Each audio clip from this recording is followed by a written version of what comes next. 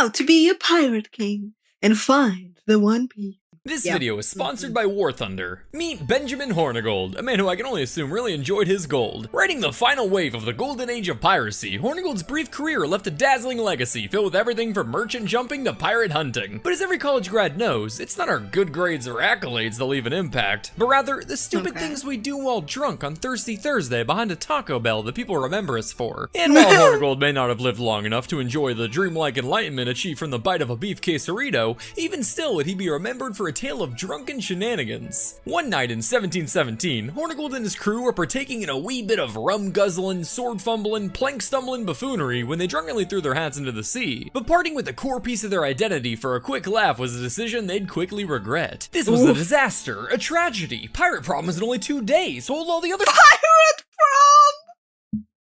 Oh my god! crew say. But luckily, as the sun came up the following morning, they spotted a merchant ship off the coast of Honduras and brewed up a plan. YARRRR! Turn off the light, would you? The sun. Whatever, just hand over your hats or plank the walk. Did you say hats? Can a beaver hold its breath for 15 minutes? Yes, the answer is yes. I just don't know that much about beavers. Forget it, it doesn't matter, just cuff up the hats, sailor boy. And like, that's it? Yeah, I mean, yeah. Unless you got like White Castle or something? I don't know what that is. Me neither, it just sounds really good. As the terrified merchants prepared for the worst, Hornigold explained that they were quite literally only there for their hats after their drunken debacle the night prior. After sticking to his word, the pirates sailed off, leaving the merchants without injury beyond the shame of having lost their drip. Oh my god, can you imagine being plundered and all they want is your hat? That would confuse the heck out of anyone. Rip drip. Sensational tales like Hornigold's have spun him a legacy that survived to this day, but even still, he isn't remembered for being the greatest pirate of all time. After all, building a legacy through alcohol poisoning is only one step towards becoming a legend, Steve, and there are many ingredients needed to bake the Pirate King pie. So, without further ado, on today's episode, I'm going to teach you how to become the king of the pirates. YARRRR! Hi, BlueJay! I like BlueJay's videos, they're like cool. Alright, Steve, the sun is high and the wind's blowing by, so let's make you do a proper pirate to make your flag fly. Oh, but first, make sure to suck on a few limes before we go. As my grandmother always said, oh my god, dear lord, everything is pain, I can't stop bleeding. She had scurvy. Putting a pin in that, but first, who are you and why are you talking? Well, normally I'd be talking to my other victim, Alex, but apparently he's in a psych ward due to acute psychological trauma or whatever. Did you say victim? Step 1 to becoming a pirate is the same as any other career. Motivation. Whether it's engineers and high salaries or Minecraft YouTubers and access to miners, every job needs a proper Oh my god, I'm a savage!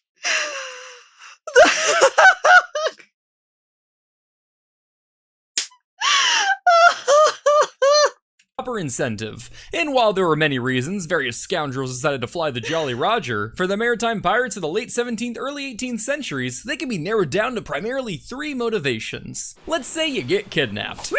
The sea is very big. It can fit a lot of ships, you see. These ships need hands to do the things on the ship to keep the ship being a ship on the sea, for all to see. But sometimes these hands don't want to be on the ship on the sea, for they see the degree to which they won't be free. Therefore, with glee, both pirates and navies agree, the key, regardless of plea, is a kidnapping spree. Pirates are beautiful poem.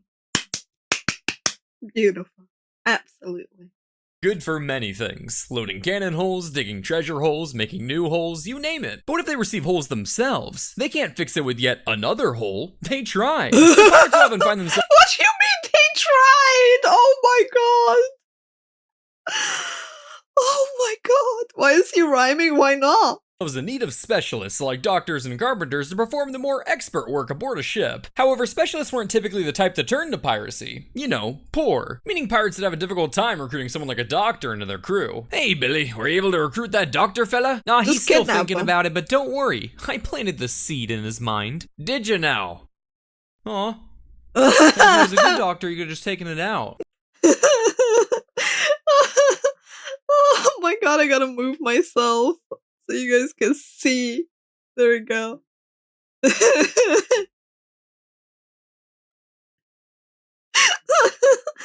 Oh.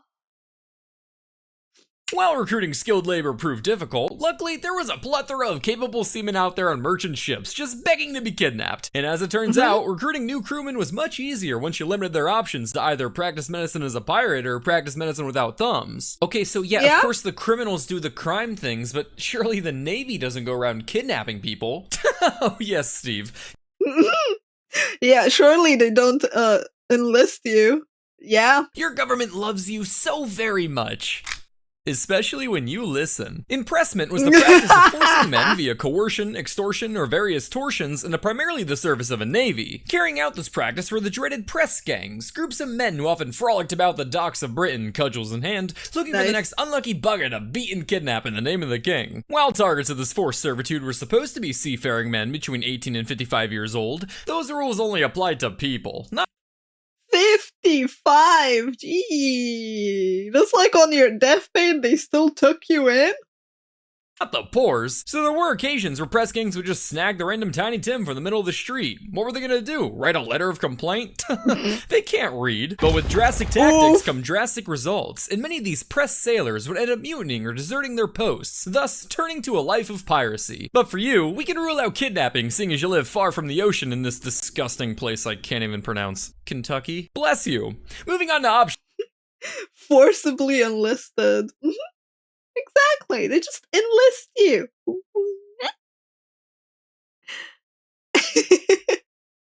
Option 2, we have state-sponsored theft. I know this one. The IRS. No, Steve. We don't dare make fun of the IRS. Voluntold. I'm talking about privateering. Put simply, a privateer was essentially a pirate who was given the green light by a government to have a grand old time nabbing and stabbing foreign merchants. Ah, yes. The so-called legal pirates. Nice. Any private citizen itching for the pirate life but without the balls to fully give the government the finger could acquire this permission via a letter of marque, a piece of paper that stated the little rascals currently assaulting and robbing you were doing so with the blessing of the king. Permission from the king, huh? Well, that's a relief. Since privateers had a knack for damaging foreign economies, letters of marque were at their most popular during times of war. But once warring nations made peace and the letters were revoked, many former privateers were reluctant to throw away such a lucrative line of work. So ironically, the same nations who struggled combating piracy also fueled said piracy, as the former privateers would continue raiding ships, including those of their former state sponsors. These waves of piracy can be so dramatic, in fact, that once the War of Spanish Succession ended in 1714, it single-handedly brought about the third era of the golden age of piracy. Wave of piracy, ocean waves. That's kind of funny. Wow, Steve, when's the Netflix special? Anyway, as we already know, you're no privateer, so with the first two ruled out, it looks I mean, that's horrible. No. Totally not cool. like we'll have to go with option 3 for you, which is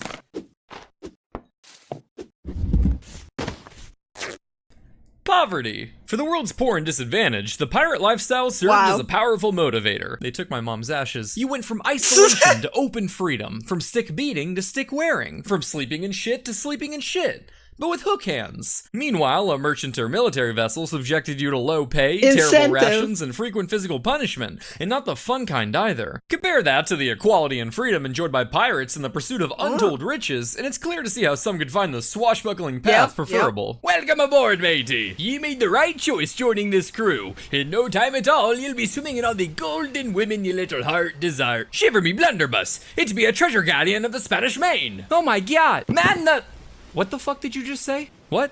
I'm just surprised. No. Did I actually just hear what you said just now? I'm just trying to be a little funny. Funny? Explain to me what part of spewing TikTok brain rot in the middle of a conversation is funny. I think this skit is supposed to be about finding riches. No, fuck the script. You really expect me to sit here while your Zoomer brain parasite vomits nonsense all over a social setting like a Kanye West interview? Charles, we're really trying to break into the younger demographic and encourage Mr.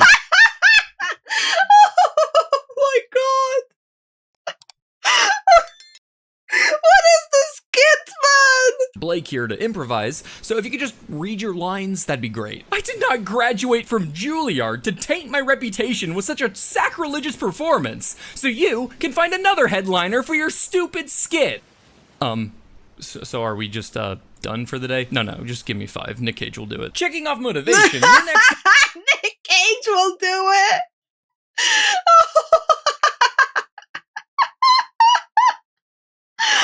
Bruh!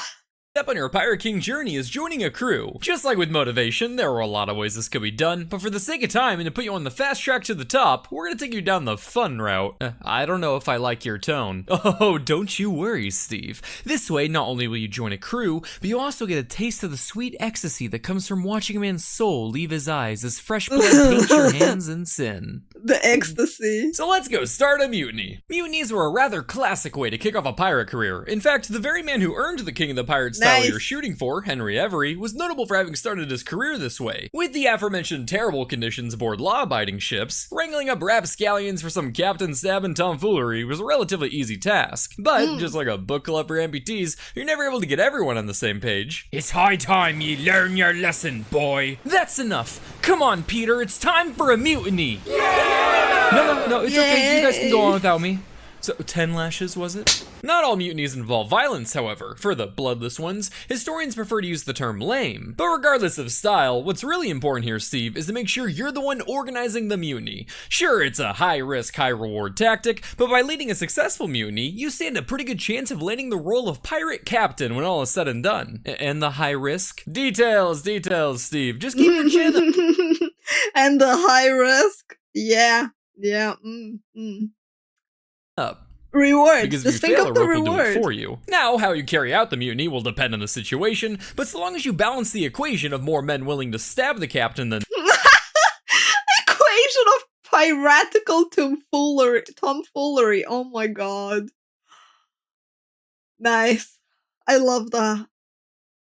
defend them, odds are you'll end up successful and can focus on that pirate captain role. Okay, so maybe if I kill the most people and mutilate their bodies, the other pirates will see that and decide to follow me as captain. Damn, Steve, I didn't know you're a little freak like that. I mean, that's not my advice, but hey, if you got a little itch that needs scratching, have at it, King. No, okay, well, how do I be a pirate captain? Getting a bit too close to CGP grade there, bud. While fear can be a powerful motivator, pirate captains could be voted into and also out of the role at any time by the crew, making the use of it a losing strategy for them. So ironically, the gangs of violent criminals elected their leaders based more off respect rather than fear. So don't do crazy murder stuff. No, you can desecrate as many corpses as your little heart desires, Yeah, they don't Steve. care about that. All I'm saying is to make sure that when you're serving up severed toes to your victims like pigs in a blanket, make sure your fellow men know that Oh man, I want pigs in a blanket now. Thanks, BlueJay. Why is every video making me hungry? they're in a safe space.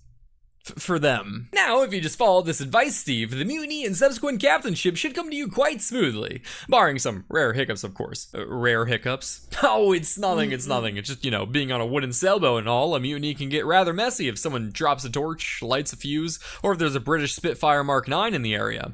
Yeah. Oh, that's not good. What? There weren't fighter planes in the 1700s. There are when I need a sponsor segue. War Thunder is not only the most comprehensive vehicle combat game ever made, but it also rhymes with S'more Gunner, which I thought would look funny. With over 2,500 tanks, planes, helicopters, and ships, you'll have a grand old time unleashing your pent-up emotions with some of the most powerful war machines in history. Ranging from biplanes to fighter jets, War Thunder is packed with such immersive graphics and sound effects that you'll want to camp out by your mailbox, praying for the next draft. I personally rather fancy the damage X-ray view, as the only thing that fills me with more joy my than bad. pumping I was objects taking full of spot lead is knowing exactly how the that lead tanks. breaks things. So join over 70 million players today for free That's on a PC lot of and players console that by have using the link played. in the pinned comment or video description. New and returning players who haven't played in the last 6 months will also receive a bonus pack across all platforms never with played multiple it. premium vehicles, an exclusive vehicle decorator, 100,000 silver lions, and Look at 7 all the days of things I premium could count get. time. Alright, now that you've led a successful mutiny, gained your men's respect, and been voted in as captain, you can get to work on building your reputation. These days, something like that's pretty easy. All you have to do is throw a few flags in your bio and make fun of Drake. But back in the day, you really had to work hard to build your rep. I see. So how do I build a reputation? Well, a little degenerate. I feel like you still gotta work hard to build your rep. With how social media is these days. Like you could always go the Lolan A route. You know, hacking limbs, popping eyeballs, the works. I'm sorry? Yeah, it's even said he cut out some dude's heart and took a bite of it once. How would that even work? Well, a lot easier than you'd think, really. It's Once you shatter the relatively sternum, easy, you're really yeah. just a few snips away from a heart buffet. Not eating the heart. How would this work for helping me become a pirate king? Why, for notoriety, Respect, of course. Aside from being my course. preferred source of protein, being eating a man's heart does fearful. wonders for building infamy, which is Sorry, being feared. and your crew being fearful of you. Perhaps the most important step towards your Pirate King journey. After all, the bigger the notoriety, the bigger the ships that surrender without a fight. Of course, there are ways to do this that didn't involve chowing down on a left ventricle. Blackbeard would stoke fear with wild hair full of lit fuses. Bartholomew Roberts exuded gallantry with vibrant clothes and a theatrical flair. And Dan Schneider built a false sense of safety by doing his best to look like John Candy. As you can see, Steve, each and every criminal worked hard to build their own unique brand that sent a strong message to their prey. Just an update on the branding progress, sir. Okay. Edward finished our new Jolly Roger. Kyle's made us necklaces of severed ears. Sure. We've hit our quota of 25 burnt down ships this month. Okay, and where are we on the goose sculpture? The goose sculpture, sir? Correct, for the tippy top of the mast. I wasn't aware we needed a goose sculpture. Ah, okay. First day as an outlaw then. I've killed 11 people. You see, Scott? I've killed 11 people! Oh, rookie numbers. What emergency a ship with a skull and crossbones? Well, that's just your run-of-the-mill pirates. They see a bunch of swords and cannons. Again, you gotta just have pirates, no big deal. A nice see drip, a giant honestly. goose sculpture. Well, now they're not thinking just your average pirates. They're thinking these pirates are a bunch of silly geese. Holy shit. How does this help us? A regular pirate, you expect to torture you for not surrendering. That's boring, predictable, no big deal. But a silly goose pirate, well, who fucking knows what they'll do? They might bite your elbow, track mud all over your clothes, just fucking shit on your wall. We shit on their walls. I wouldn't know, Scott, we're silly geese. Point is, they don't know either. And when they see that goose coming, they'll cough up every last doubloon they have to not find out. Yo, you know, that's called branding. Today's equivalent is just having a nice logo, right? That was the initial branding. Okay. One goose sculpture coming up then? He is not wrong. Scott. Yep. I'll go make our beak masks. Did you just hear our captain's beak mask? Shit? This was his God. make-a-wish. The leukemia will take him in a week. Oh my god, I had no idea. Ah, don't worry about it. Once he's gone, we can make a raccoon sculpture. What? First day as an outlaw then? What do you prefer, a goose sculpture or a raccoon sculpture? I feel like raccoon is more like associated with thievery than geese, but geese is like money. The dilemma.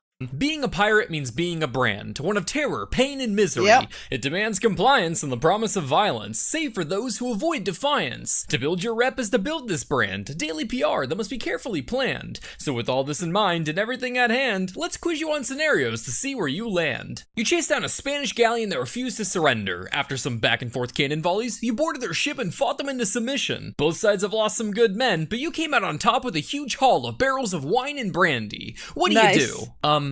Torture them for fighting back to send a message. Good, but far too lean. What? Okay, apparently I wouldn't make a good pirate.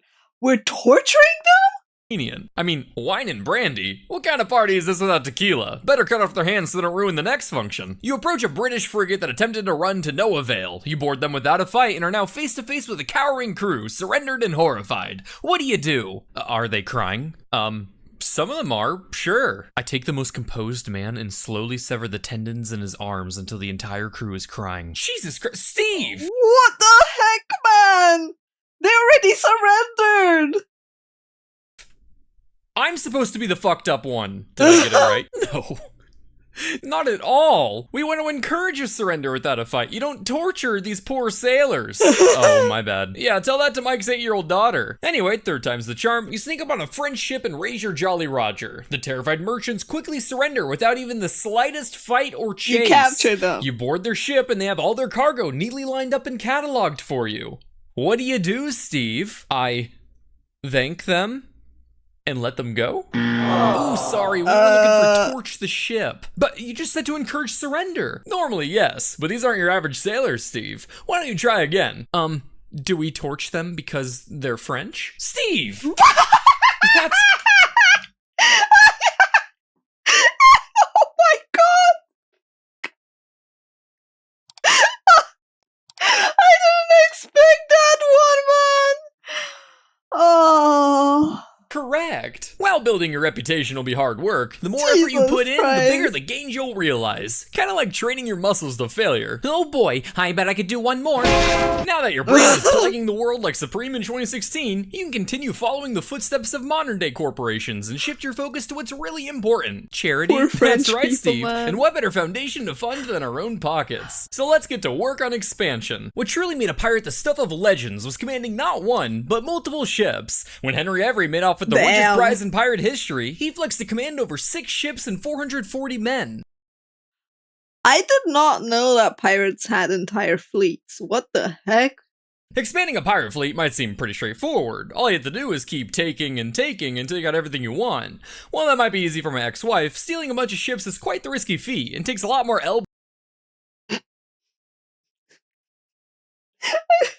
I just processed the ex-wife part of his comment and I'm just like, what? Man, he's killing me. elbow grease than just hiring the best divorce lawyer on the eastern seaboard. Do you need to talk about? Nevertheless, this was the strategy pirates like Blackbeard would end up pursuing, while others, like Henry Every, put together their fleet more politically through mutual agreements with other pirate captains. But regardless of the growth strategy, what's really important is to make sure you whip up a pirate code. A pirate code was essentially a code of conduct with a sexier name. They detailed things like various rules, divisions of loot. Nice. A code of conduct. Look at that sexy code of conduct right there.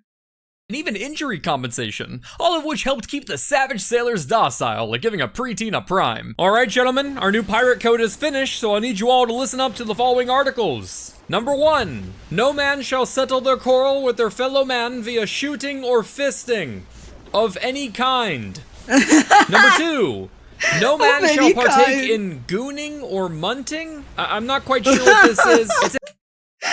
Oh my god, the young generation is slanging sirs. Let's go. Important, keep it in. Right. Number 3.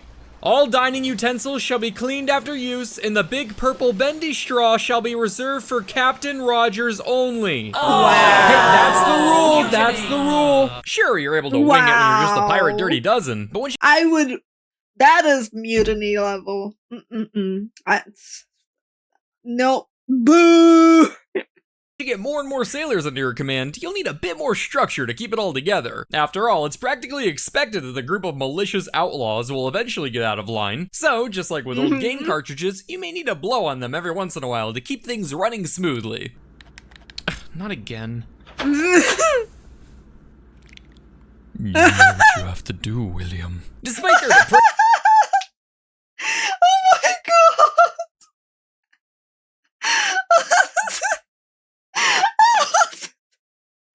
Jesse, thank you so much for the resub. I appreciate it. Thank you. Do what you must do, William. Braved image, some captains would go as far as banning certain vices in their pirate codes to try to maintain a sense of order and composure amongst the crew. Bartholomew Roberts, for example, No more than 30 minutes in the bouncy castle, bruh. restricted his crew's gambling, drinking, and womanizing to make sure they stayed on top of their game. A set of morals that surely filled the pompous pirate with pride for living such a noble life, which ended in battle surrounded by his drunk crew. And now, Steve, we find ourselves at the final stop of your Pirate King Odyssey. Legacy. For legendary figures, the only thing more valuable than being successful is being remembered. Who is Tom Brady without... Oh man, there's so many people out there that want to be remembered. It is crazy. Absolutely crazy. Where did the founder badge come from? I cleaned my founders. Congratulations, you're now founder. You were next in line. Super Bowls, Adolf Hitler without invading Poles, or Rick Astley without Rick Rolls. All these men, for better or for worse, will be remembered for generations for things like their massive impact on internet culture or mouth-kissing their sons. I feel like there's one thing that doesn't quite fit in there with everything else, but I can't put my ear on it. As such, every king throughout their reign works hard to realize the multi-generational impact that'll bolden their name in the pages of history. And so too shall you work, Steve. But luckily not in the Tom Brady boy-kissing way. We aren't trying to be the king of pop after all. Luckily for you, much of what you've already accomplished has laid the foundation for your future legacy. All you need now is one crowning achievement to really get them historians foaming at the mouth. Take William Dampier, an English pirate, explorer, and naturalist whose expeditions led to many first discoveries for Europeans, including being the first person to pen the English words for avocado, chopsticks, barbecue, and subspecies, the last of which proved quite useful for scientists and scholars when defining the book talk community, while sporting impressive feats like first person. Oh my god, the amount of TikTok words in this video. To circumnavigate the world 3 times and first Englishman to explore Australia, he is perhaps most notable for being quite the foodie. Our little William loved to eat, so much so that over 100 food-related words are credited to him in the Oxford English Dictionary, many of which are rather whimsical combinations of adjectives and nouns, like whistling duck or sucking fish. Being a naturalist, Dampier was captivated by wildlife and would write their descriptions with such exquisite and colorful detail that he inspired future generations of scientists and explorers. And then he'd eat them. Wow, what a vivid shade of red you have, Mr. Birdie. Must be some kind of heron-like waterfowl. Such beauty. What a plump little lad you are. I'd say you're no bigger than a duck, huh? There's the penguin. Well, what do we have here? Throughout Dampier's expeditions, he would partake in the flesh of basically any animal he came across, and the cuter they were, the more eager he was. He ate manatees, Galapagos penguins, He ate manatees? What do manatees taste like? Now I have questions. Flamingo tongues, spin a wheel of Disney characters, and he's thrown that critter on the Barbie. After finishing a 3-course meal of sin, he'd review his experience in a journal one could mistake for a kitchen nightmare script. I mean, the man was clearly experimenting and trying out everything, right? That's cool. Hey, what are you doing my stuff? Sounds like a really just be cool skimming life. a little journal here. That's private. Nonsense. They be your food reviews, no? I be only curious. Let's see, we got wallaby, shark, sea turtle. Say, what be this section on eating ass? You wrote about that? I'm a scientist, Jeremy. Dampier was such an iconic explorer that his seminal observations in the fields of zoology, navigation, and meteorology would go on to influence the likes of James Cook and Charles Darwin, proving, along with Mia Khalifa, that all it takes to go down in history is putting enough weird things in your mouth. Nice. Thanks, BlueJay, for that. Man, he's savage in this video. He is so savage. Other pirates weren't scientists, however. Oh. I mean, the entire premise of Toriko is kind of like cooking, like the anime. Is adventuring and cooking whatever you come across over. I love cooking animes. I love them so much. Especially ones where you adventure and you find all sorts of things, like Delicious in Dungeon, right? Dungeon Meshi. It's like, damn, this is so badass. Honestly, that would be me, chat. That would be me. I would go all over the world and just taste food. I mean, to be fair, that's what I'm gonna do when I go in Japan next year. Literally a month and a half of going in every single region and trying out food. You are gonna get sick of me posting food. And they had to make their name through other top achievements. Henry Every captured the Grand Mughal fleet in the most profitable act in pirate history until Johnny Depp stole the world's libido. You'd eat kiwi, the bird? I mean, I had kangaroo. What's a different type?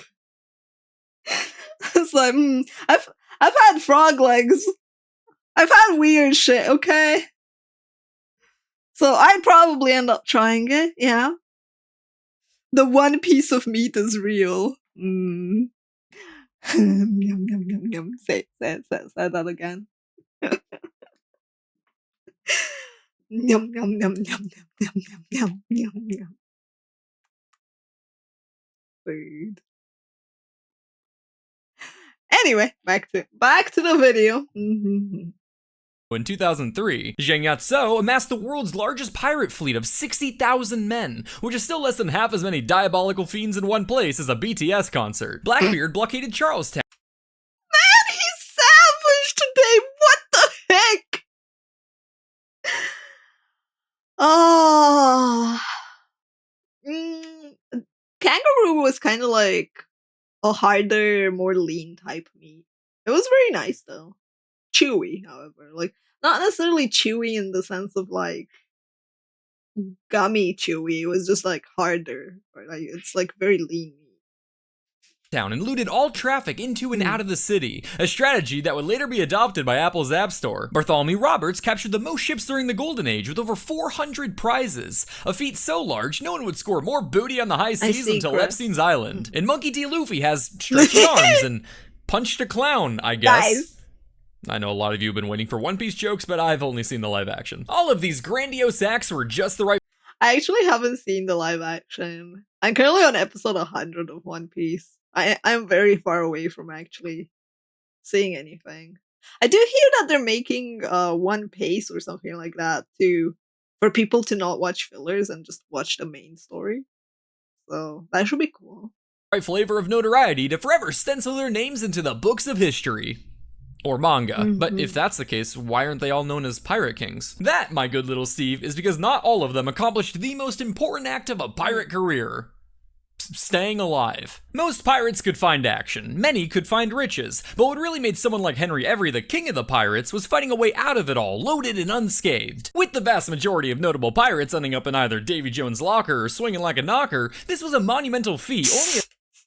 Oh my god, I love this video script so much. We have so many like poems, so many rhymes, so many burns. It's like, what is this? A few could boast to have achieved. The pirate life was a risky one after all, and the longer you stayed in it, the greater your odds of suffering a horrible fate. For comparison, today we refer to this kind of risk as living in Florida. So sure, you could keep a low profile, stab a couple Spaniards, and leave slightly richer, but mama didn't raise no bitch, Steve, and the only way to earn that king title is to make it big and make it out quick. So, how about it, Steve? Feel ready to chase that pirate crown? I think so. YARRRR. So do I just head on over to the Bahamas then? Oh, no. That's the haven for Instagram influencers now. These days you go to Somalia. Fuck. The golden age of piracy. Oh my god! What the heck? 10 stars. You smell the treat? Yeah? Oh, Okay, rest in peace, doggo. Someone's excited. Rest in peace, doggo. What's that? What's that? Can you sit Us, for me?